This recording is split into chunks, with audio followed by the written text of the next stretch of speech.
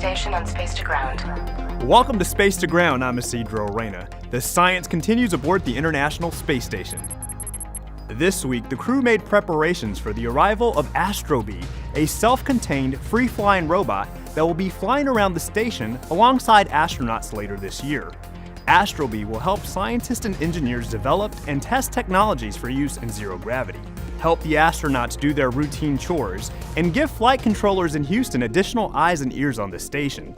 The autonomous robot, powered by fans and vision-based navigation, will perform crew monitoring, sampling, logistics management, and accommodate up to 3 investigations. Astrobees builds on the success of Spheres, NASA's first-generation free flyer, now aboard the station. Life in microgravity reproduces many effects encountered on Earth by people during prolonged bed stays in intensive care, persons with reduced mobility, or with aging. A better understanding of the relationship between fat cells and blood-producing cells in the bone marrow is key to minimize the impact of decreased activity in our society. Astronauts on the station worked on the marrow investigation, which looks at the effect of microgravity on the bone marrow. It is believed that microgravity, like long-duration bed rest on Earth, has a negative effect on the bone marrow and the blood cells that are produced in the bone marrow.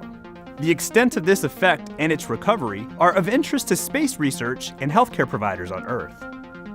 This week's question comes from Caitlin of RJO Intermediate School. She wants to know what's the longest amount of time an astronaut or cosmonaut has spent in space. Well, that's a great question, Caitlin.